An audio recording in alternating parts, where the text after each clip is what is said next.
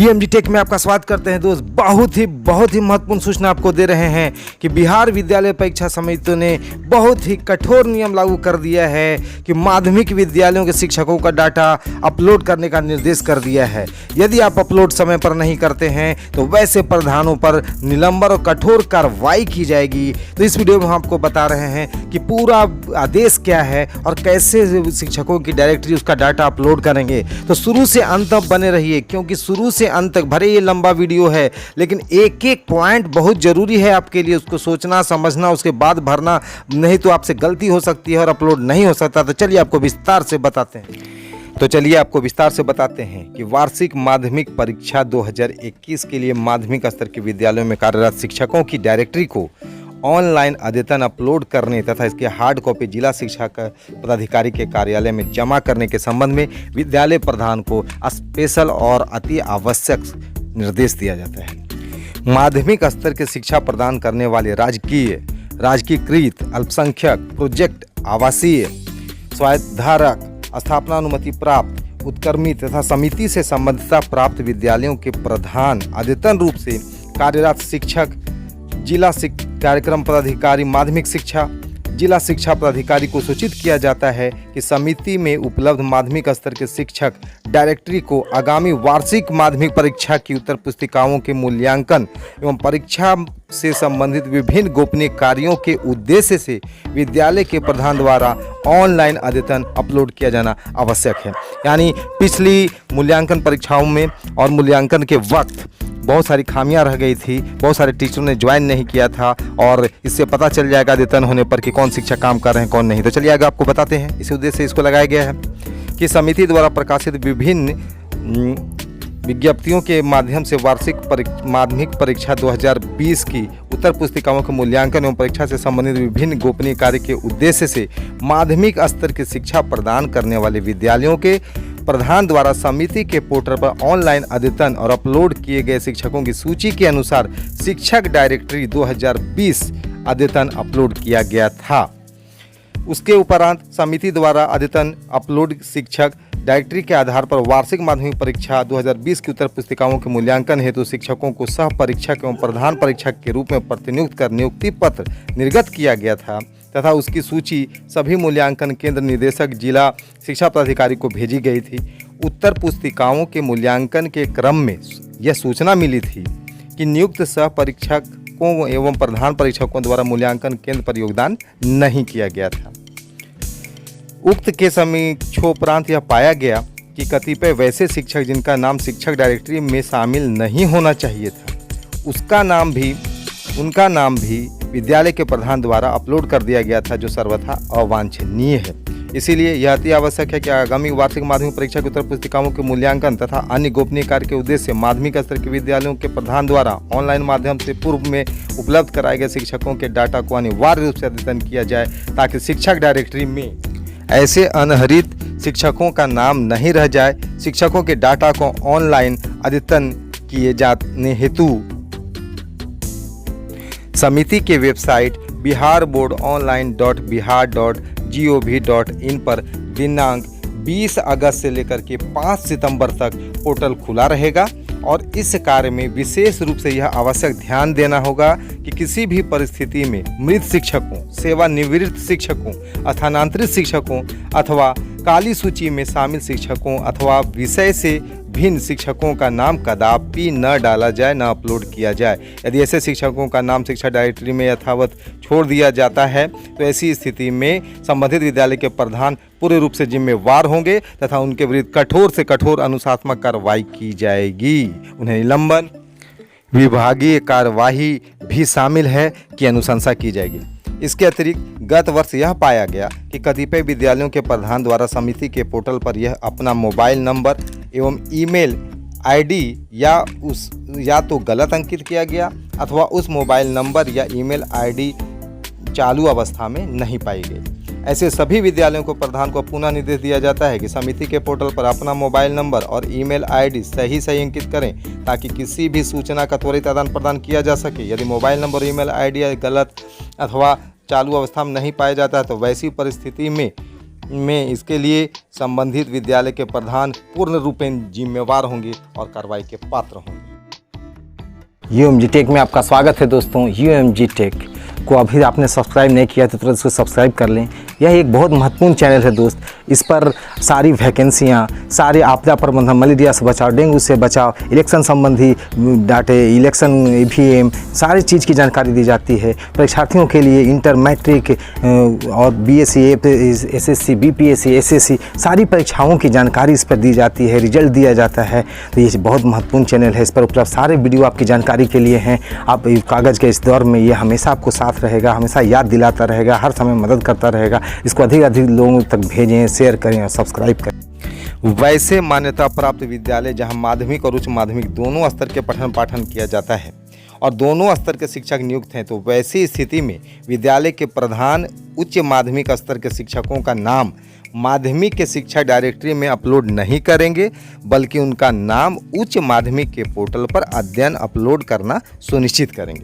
शिक्षक directory upload करने, अद्यतन करने हेतु समिति के पोर्टल पर उपलब्ध विहित प्रपत्र है। चलिए आपको प्रपत्र दिखाते हैं और बताते हैं। देखिए, शुरू में आपका डिस्ट्रिक्ट आएगा, स्कूल कोड आएगा, कैटेगरी ऑफ स्कूल आएगा, है ना। आगे देखिए, और level of school secondary, senior secondary है, नेम ऑफ HMO प्रिंसिपल है, कॉन्टैक्ट नंबर है, ईमेल ID है ना। आप जहाँ भी आपको दिक्कत लगे आप पॉज करके जरूर देख लें, पढ़ लें, समझ लें।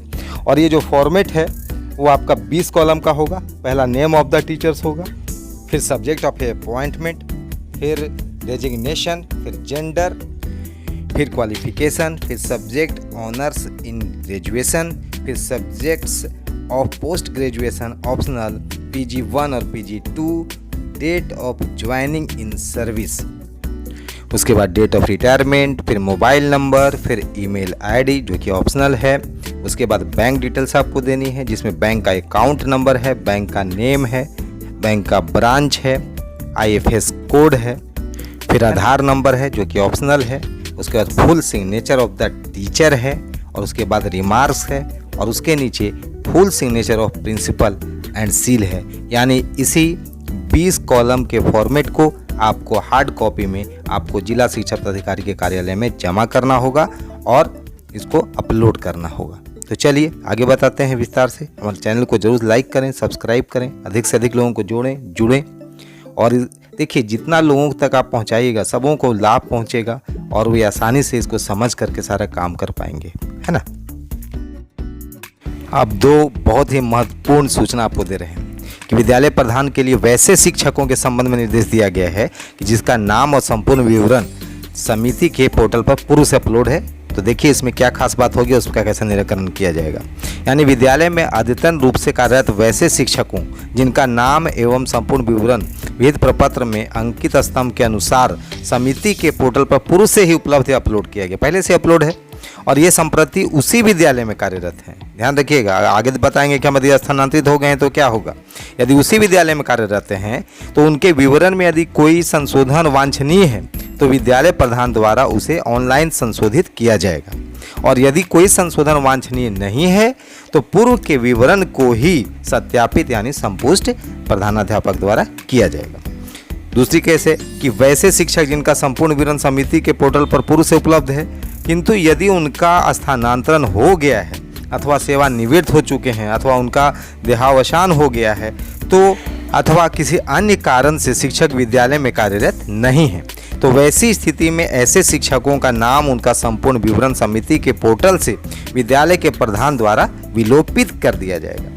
यदि ऐसे शिक्षकों का नाम पूर्व वर्ष की भांति शिक्षक डायरेक्टरी में यथावत छोड़ दिया जाएगा, तो वैसी स्थिति में संबंधित विद्यालय के प्रधान पूर्ण रूप से जिम्मेवार होंगे, उन पर कार्रवाई होगी। अब आपको विद्यालय प्रधान के लिए वैसे शिक्षकों के संबंध में निर्देश तथा नाम एवं संपूर्ण विवरण जिनका समिति के पोर्टल पर पूर्व से अपलोड नहीं है उसके संबंध में आपको सूचना बताते हैं। यानी माध्यमिक स्तर के विद्यालय में अत्यंत रूप से कार्यरत वैसे अर्हित शिक्षकों जिनका विवरण विहित प्रपत्र में अंकित स्तंभ के अनुसार समिति के पोर्टल पर पूर्ण रूप से उपलब्ध नहीं है, वैसे शिक्षकों का नाम एवं उनका संपूर्ण विवरण विहित प्रपत्र यानी 20 कॉलम में सभी स्तंभों में भरा जाना अनिवार्य है। यानी कि सबों का 20 कॉलम प्रपत्र सही भर के उसे अपलोड कर दें और उसी की हार्ड कॉपी आपको जिला शिक्षा पदाधिकारी के कार्यालय में जमा करना होगा। तो चलिए आगे अगला बात बताते हैं कि माध्यमिक स्तर के वैसे शिक्षक जिनका नाम तथा वहाँ के अर्हित शिक्षकों का नाम समिति के पोर्टल पर उपलब्ध नहीं है, यानी विद्यालय का ही नाम नहीं है और तो वहाँ के शिक्षक का नाम कहाँ से आएगा। तो वैसे माध्यमिक स्तर के विद्यालय जिनका नाम तथा वहाँ कार्यरत अर्हित शिक्षकों का नाम समिति के पोर्टल पर पूर्व से उपलब्ध विद्यालय वार सूची में शामिल नहीं है, वैसे विद्यालय के प्रधान भी अपने विद्यालय के शिक्षकों का विवरण विहित प्रपत्र में पोर्टल पर अनिवार्य रूप से अपलोड कर देंगे। विद्यालय के प्रधान समिति के पोर्टल पर अपने विद्यालय के अद्यतन रूप से कार्यरत सभी अर्हित शिक्षकों का नाम एवं उनका संपूर्ण विवरण निर्धारित विहित प्रपत्र के अनुसार अनिवार्यतः अपलोड अद्यतन करते हुए यह घोषणा करेंगे कि उनके विद्यालय के सभी अर्हित शिक्षकों का नाम एवं उनका संपूर्ण विवरण शिक्षक की डायरेक्टरी एवं सूची में अपलोड अद्यतन कर दिया गया है। और विद्यालय में अद्यतन रूप से कार्यरत किसी भी अर्हित शिक्षक का नाम न तो समिति के पोर्टल पर अपलोड करने अद्यतन करने में छूटा है और न ही जिला शिक्षा अधिकारी के कार्यालय में जो हार्ड कॉपी जमा की जा रही है शिक्षकों की सूची में उनका नाम छूटा है। विद्यालय के प्रधान 20 कॉलम को भर करके अंकित सभी विवरणों को सावधानीपूर्वक अपलोड कर देंगे और उसके उपरांत ही हार्ड कॉपी डाउनलोड कर अपने हस्ताक्षर और मुहर के साथ विधिवत या प्राधिकृत प्रतिनिधि के माध्यम से जिला प्राधिकारी के कार्यालय में दिनांक 9 सितंबर तक अनिवार्य रूप से जमा करना सुनिश्चित करेंगे। एक एक बिंदु इसका महत्वपूर्ण है, जहां भी आपको दिक्कत लगे पॉज कर लीजिए, 2 बार सुन लीजिए, है ना, और इसको समझ करके ही आप अपलोड करें, नहीं तो क्या कार्रवाई हो सकती है ये भी आप जान रहे हैं। इसको ध्यान से देखेंगे हम लोग। विद्यालय के प्रधान या विशेष रूप से ध्यान देंगे कि विद्यालय में कार्यरत पुस्तकालय अध्यक्षों, शारीरिक शिक्षकों और शिक्षकेतर कर्मियों का नाम शिक्षक डायरेक्टरी में कदापि अपलोड नहीं होगा उन लोगों का अपलोड, और न ही इसकी हार्ड कॉपी जिला शिक्षा पदाधिकारी के कार्यालय में जमा किया जाएगा। यानी कि पुस्तकालय अध्यक्ष, शारीरिक शिक्षक और शिक्षकेतर कर्मियों का नाम डायरेक्टरी में शामिल आपको नहीं करनी है।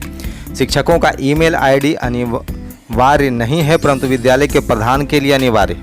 शिक्षक का भले न लगे लेकिन विद्यालय प्रधान का ईमेल आईडी जरूर लगेगा। इसी प्रकार विद्यालय के प्रधान एवं शिक्षकों का आधार नंबर भी अनिवार्य नहीं है। साथ ही शिक्षकों के लिए स्नातकोत्तर विषय अनिवार्य नहीं है, किंतु यदि शिक्षक एक या अधिक विषयों में स्नातकोत्तर हैं तो उस विषय का नाम PG1 और PG2 में अंकित करेंगे। एक महत्वपूर्ण बात जान लीजिए कि कंडिका 7 में जो दिया गया विहित प्रपत्र है के शेष निर्धारित सभी कॉलम में वांछित सूचना की प्रविष्टि अनिवार्य है। यदि एक भी कॉलम छूटेगा तो आपसे सबमिट नहीं होगा। चलिए आपको बताते हैं कि विद्यालय के प्रधान द्वारा कैसे इसको अपलोड किया जाएगा। तो संबंधित विद्यालय के प्रधान अपने पूर्व प्राप्त यूजर आईडी और पासवर्ड के आधार पर समिति की वेबसाइट biharboardonline.bihar.gov.in पर जाएंगे और वहां पर उपलब्ध रहेगा आपका टीचर्स डायरेक्टरी 2021। वहां आप क्लिक करेंगे। उसके बाद सेकेंडरी टीचर्स डायरेक्टरी को सिलेक्ट करेंगे और अपना यूजर आईडी और पासवर्ड सबमिट करेंगे। ऐसा करते ही आप लॉगिन हो जाएंगे और लॉगिन होने के बाद विद्यालय प्रधान प्रथम पेज में विद्यालय का नाम, उससे संबंधित जानकारी अर्थात विद्यालय का प्रोफाइल, विद्यालय के प्रधान का मोबाइल नंबर, ईमेल आईडी को अपडेट कर लेंगे। सबमिट एंड कंटिन्यू बटन पर नीचे जो आएगा उसको क्लिक कर देंगे। उसके बाद द्वितीय वेब पेज खुल जाएगा और उस पर view record and add record का ऑप्शन उपलब्ध रहेगा। आप व्यू रिकॉर्ड का प्रयोग कर पूर्व से उपलब्ध शिक्षकों की सूची को आप देख सकते हैं और वहां पर आप जाकर के सुधार भी सकते हैं और ऐड ऑप्शन का प्रयोग करके शिक्षकों का नाम आप जोड़ सकेंगे। जब आप व्यू रिकॉर्ड पर जाएंगे तो वहां पूर्व से ही जो शिक्षकों का डाटा दिया गया है वो नॉन वैलिडेटेड स्थिति में रहेगा, यानी आपको वैलिड करना है। नॉन वैलिडेटेड स्थिति में इसका रंग लाल होगा और जो शिक्षक वैलिड किए जाएंगे उसका रिकॉर्ड हरे रंग में अंकित हो जाएगा। आगे सख्त इंस्ट्रक्शन है कि विद्यालय के प्रधान द्वारा विहित प्रपत्र में भरे गए अर्हित शिक्षकों के नाम तथा उससे संबंधित विवरणों में यदि कोई त्रुटि पाई जाएगी तो उसका संपूर्ण उत्तरदायित्व संबंधित विद्यालय के प्रधान की होगी और उसके विरुद्ध कठोर अनुशासनात्मक कार्रवाई, जिसमें निलंबन, विभागीय कार्रवाई भी शामिल है, की अनुशंसा की जाएगी।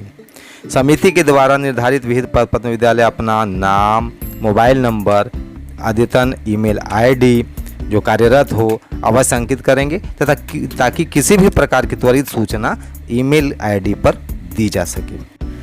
ऑफलाइन मोड में, यानी कि बिना ऑनलाइन के आप यदि जाते हैं तो विद्यालय के शिक्षकों की सूची समिति में स्वीकार नहीं की जाएगी। और सभी जिला शिक्षा पदाधिकारी से अनुरोध किया गया है कि माध्यमिक विद्यालयों को प्रधान द्वारा स्वयं अथवा उनके विधिवत प्राधिकृत प्रतिनिधि के माध्यम से आपके कार्यालय में उपलब्ध कराए गए शिक्षकों की सूची विद्यालय के प्रधान द्वारा हस्ताक्षरित और मुहर युक्त की हार्ड कॉपी को अपने अग्रसारण पत्र के साथ विशेष दूत के माध्यम से समिति के मुख्य भवन अवस्थित केंद्रीय प्रशाखा में दिनांक 12 सितंबर तक अनिवार्य रूप से प्राप्त कराने की व्यवस्था सुनिश्चित करेंगे।